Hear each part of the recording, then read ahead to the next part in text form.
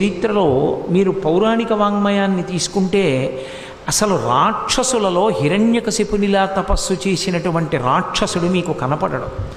అంత ఘోరమైనటువంటి తపస్సు చేశాడు. బ్రహ్మగారిని అంత మెప్పించాడు. ఎన్ని సంవత్సరములు తపస్సు చేశాడని బ్రహ్మగారు చెప్పారో తెలుసా? ఆయనకి తెలియదు. ఎందుకంటే తపస్సు చేస్తున్న హిరణ్యకశిపుడికి అసలు కాలం కాదు, తన శరీరం ఏమైపోయిందో తెలియదు.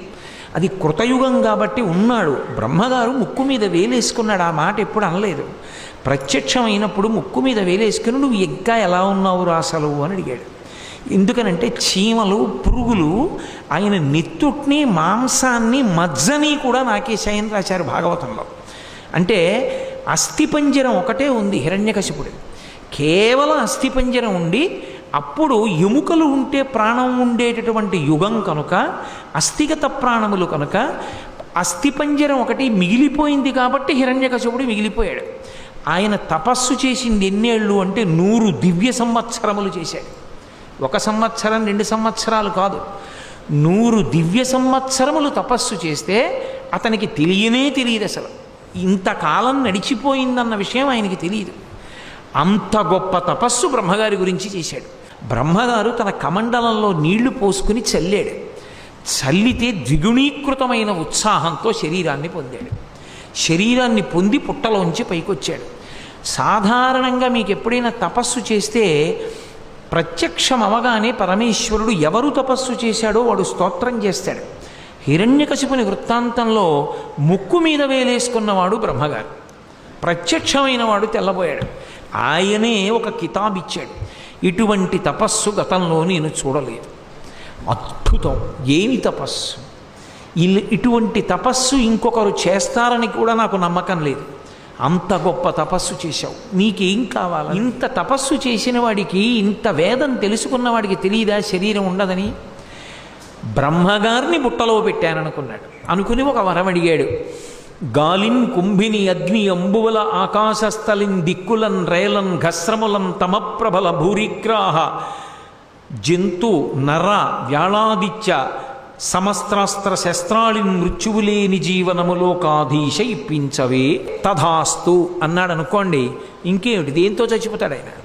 అందులో ఎన్ని అడిగాడంటే, నేను పంచభూతములలో గాలిలో చచ్చిపోకూడదు, భూమి మీద చచ్చిపోకూడదు, అగ్నిలో చచ్చిపోకూడదు, నీటిలో చచ్చిపోకూడదు, వాయువు వలన చచ్చిపోకూడదు, జంతువుల వలన చచ్చిపోకూడదు, పాముల వలన చచ్చిపోకూడదు, నరుల వలన చచ్చిపోకూడదు, మృగాల వలన చచ్చిపోకూడదు, ఇంట్లో చచ్చిపోకూడదు, బయట చచ్చిపోకూడదు, రాత్రి చచ్చిపోకూడదు, పగల చచ్చిపోకూడదు, ఏ దిక్కుల యందు చచ్చిపోకూడదు. ఇంక ఏమిటి చచ్చిపోవడానికి? అది ఆయన ఆలోచన. కానీ పరమేశ్వరుడికి తెలియదు వీటికి మినహాయింపు తీసుకురావడం. ఆయనకి తెలుసు, సర్వజ్ఞుడు పరమేశ్వరుడు. వాళ్ళన్నారు, నువ్వు మాతో పుట్టావు, మాతో పెరిగావు, మాతో ఉన్నావు, మా దగ్గర నుంచి బయటికి ఎక్కడికి వెళ్ళలేదు, మాకెవ్వరికీ గురువుగారు ఎప్పుడూ చెప్పని విషయాలు నీకెవరు చెప్పారు, నీకు ఎలా తెలిసాయి ఇవన్నీ అని అడిగారు.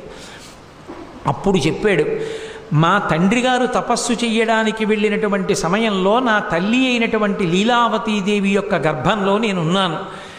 ఇంద్రుడు ఇదే అదును అని దండెత్తి వచ్చి రాక్షసులందరినీ సంహారం చేసి కొంతమంది రాక్షసులు పారిపోగా లీలావతి గర్భంలో ఉన్న హిరణ్యకశిపుని యొక్క తేజస్సు వలన పెరుగుతున్నటువంటి నన్ను సంహరించడం కోసమని మా అమ్మని చెరబట్టి తీసుకెడుతున్నాడు. ఎదురుగా వచ్చినటువంటి నారద మహర్షి, నీకేం తెలుసు, ఈమె కడుపులో పెరుగుతున్నటువంటి వాడు మహాభాగవతోత్తముడు, ఆయన్ని చెనకడం ఎవరికీ సాధ్యం కాదు, నా ఆశ్రమానికి తీసుకెడతానని తన ఆశ్రమానికి తీసుకెళ్ళాడు.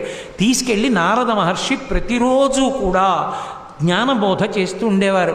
మా అమ్మ నిండు గర్భిణి అయిన కారణం చేత, అంతగా అనురక్తి లేని కారణం చేత, భర్త అయిన హిరణ్యకశిపుని మీద మనసుండిపోయిన కారణం చేత, స్త్రీ అయిన కారణం చేత విస్మృతి కలిగింది. నారదుడు చెప్పినవి మరిచిపోయింది. అమ్మ కడుపులో ఉన్న నేను నా కోసమే నారదుడు చెప్పాడా అన్నట్టుగా విన్నాను. కానీ చిత్రం ఏమిటంటే, అమ్మ కడుపులో ఉన్న నేను మరిచిపోలేదు, అసలు విన్న అమ్మ మరిచిపోయింది. ఇక్కడ ఒక అనుమానం వస్తుంది చాలామందికి. 100 దివ్య సంవత్సరములు హిరణ్యకశిపుడు తపస్సు చేశాడు కదా, మరి ప్రహ్లాదుడు లీలావతి కడుపులో ఉంటే ఇన్ని సంవత్సరములు ఎలా లీలావతి కడుపులో ఉండిపోయాడు అని. మహాపతివ్రతలైనటువంటి వారు తిరిగి తమ భర్త రావడానికి ముందు తప్ప ఆ పిల్లవాడు బయటికి వస్తే ఎక్కడ ప్రమాదం జరుగుతుందో ఇంతకుముందు ఇంద్రుడు చంపేస్తానన్నాడని లీలావతి తన గర్భంలోనే ఉంచుకుంది. వేరు పురాణంలో చెప్పారు ఈ మాట. కాబట్టి భాగవతంలో లేదా విషయం. అమ్మ కడుపులోనే ఉండిపోయాడు. నారద మహర్షి యొక్క బోధ అంతకాలం ఆశ్రమంలో విన్నాను, అందుకే నాకు ఇంత జ్ఞానం అబ్బింది అని చెప్పాడు. చెబితే అక్కడ ఉన్నటువంటి రాక్షసులందరూ కూడా పిల్లలందరూ హరినామ సంకీర్తనం మొదలుపెట్టారు.